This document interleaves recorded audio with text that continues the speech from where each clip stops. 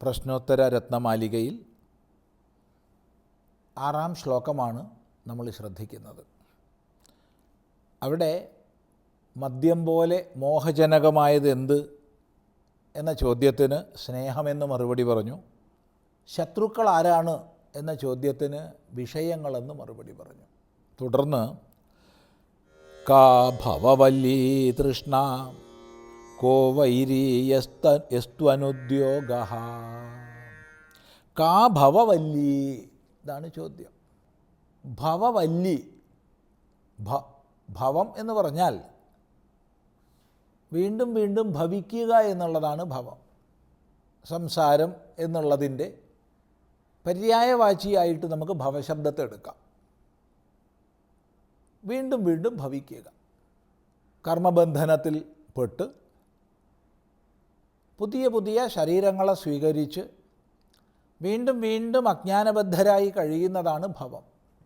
ഈ ഭവത്തിൻ്റെ വല്ലി, വല്ലി എന്ന് പറഞ്ഞാൽ വള്ളി, ലത, അത് പടർന്നു പോവുകയാണ്. ഒരു വള്ളി പടർന്നു പോയിക്കൊണ്ടേയിരിക്കും. അതുപോലെ ഈ സംസാരം കൂടുതൽ കൂടുതൽ പടർന്ന് പടർന്ന് പടർന്ന് വ്യാപിക്കുന്നതിന് കാരണം എന്താണ്? ഈ സംസാരം ഒരു വള്ളിയായിട്ട് പടരുന്നതിന് എന്താണ് കാരണം? ഇതാണ് ചോദ്യം. കാ ഭവവല്ലി. മറുപടി തൃഷ്ണ. തൃഷ്ണയാണ്. തൃഷ്ണ എന്ന് പറഞ്ഞാൽ ആഗ്രഹമാണ്, കാമമാണ്. അതെനിക്ക് വേണം, ഇതെനിക്ക് വേണം എന്ന് പലതിലുള്ള ആഗ്രഹമാണ് തൃഷ്ണ. തൃഷ്ണാബദ്ധരായിട്ട് നമ്മൾ വസ്തുവകകളെ സമാഹരിക്കാൻ വേണ്ടി തിടുക്കം കൂട്ടും. പരിഗ്രഹം, എന്തിനെയൊക്കെ പരിഗ്രഹിക്കണം, എന്ത് പരിഗ്രഹിക്കേണ്ടതില്ല എന്നുള്ള വിവേകം നഷ്ടപ്പെട്ട് നമ്മൾ പരിഗ്രഹ സ്വഭാവികളായി മാറും. എന്തിനെ നമ്മൾ പരിഗ്രഹിച്ചു അത് നമ്മളെ ബന്ധിക്കുകയും ചെയ്യും. അത് നമ്മളെ വലയത്തിൽ തളയ്ക്കും. പിന്നെ ആകെ ആ വലയത്തിനുള്ളിലൊരു സുഖമാണെന്ന് അഭിമാനിച്ച് കഴിയും. അതാണ് ഈ സംസാരത്തിലെ സുഖം. ഈ സംസാരത്തിൽ പരമാർത്ഥത്തിൽ സുഖത്തിൻ്റെ ലേശവുമില്ല. അപ്പം ഇങ്ങനെയുള്ള സംസാരം പിന്നെയും പിന്നെയും വ്യാപിക്കുന്നത് എങ്ങനെയെന്ന് ചോദിച്ചാൽ അത് തൃഷ്ണ കൊണ്ടാണ്. ആഗ്രഹങ്ങൾക്ക് അറ്റമില്ലല്ലോ. അത് വേണം, ഇത് വേണം എന്ന നിലയ്ക്ക് അതങ്ങനെ പടരുകയാണ്. അതിനനുസരിച്ച് സംസാരവും വിപുലമായി തീരും. അതാണ് കാ ഭവവല്ലി തൃഷ്ണ കോ വൈരി. അടുത്ത ചോദ്യം ആരാണ് ശത്രു എന്നാണ്. കഹ വൈരി, നമ്മുടെ ശത്രു, യഥാർത്ഥ ശത്രു ആരാണ്? അവിടെ മറുപടി പറഞ്ഞു യഹാതു അനുദ്യോഗ. അനുദ്യോഗമാണ് ശത്രു. നമ്മൾ ഏത് മേഖലയിൽ ജീവിക്കുന്നവരോ ആവട്ടെ, ബ്രഹ്മചാരിയെന്നോ ഗൃഹസ്ഥനെന്നോ വാനപ്രസ്ഥനെന്നോ സന്യാസിയെന്നോ വ്യത്യാസമില്ല. ഇതെല്ലാം ആശ്രമങ്ങളാണ്.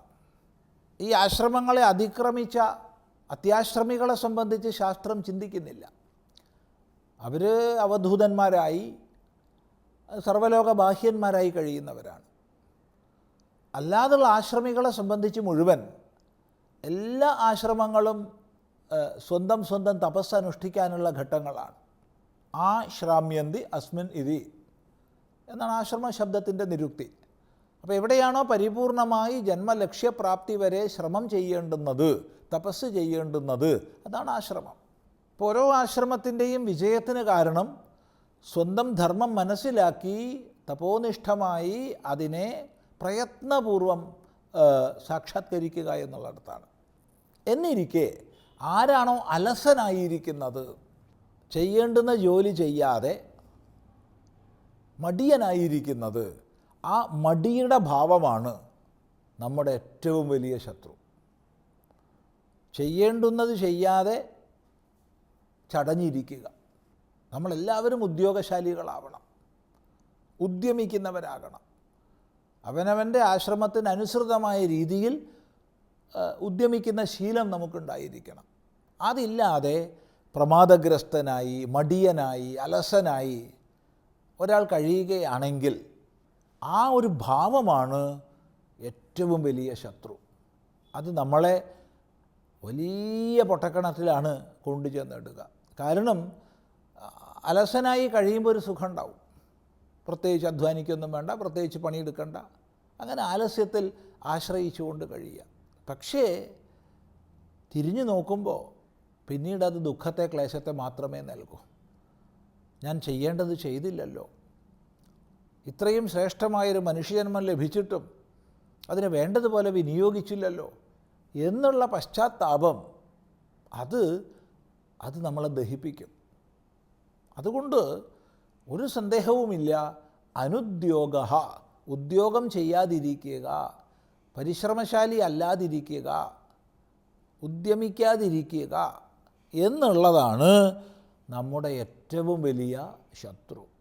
അപ്പം നമ്മുടെ ഏറ്റവും വലിയ ശത്രു പുറമേ അല്ല, നമ്മുടെ ഉള്ളിൽ തന്നെയുള്ള ആലസ്യമാണ്, നമ്മുടെ ഉള്ളിൽ തന്നെയുള്ള പ്രമാദമാണ്.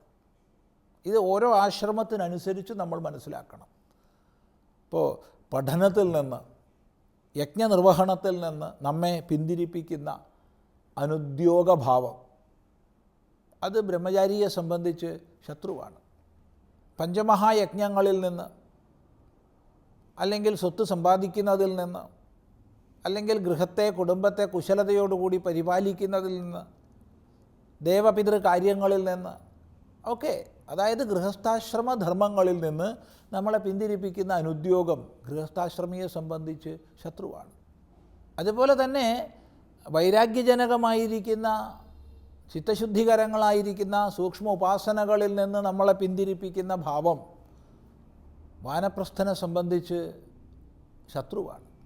ആത്മാനുസന്ധാനം, വേദാന്ത വിചാരം, ഇതിൽ നിന്ന് പിൻവലിപ്പിക്കുന്ന ആ അനുദ്യോഗഭാവം അത് സന്യാസിയെ സംബന്ധിച്ച് ശത്രുവാണ്. ഇങ്ങനെ ആശ്രമഭേദത്തിനനുസരിച്ച് മനസ്സിലാക്കണം. ഏത് വിധത്തിലായാലും പ്രമാദം, ആലസ്യം, മടി, അതാണ് ഏറ്റവും വലിയ ശത്രു എന്ന് നമ്മൾ മനസ്സിലാക്കേണ്ടതാണ്.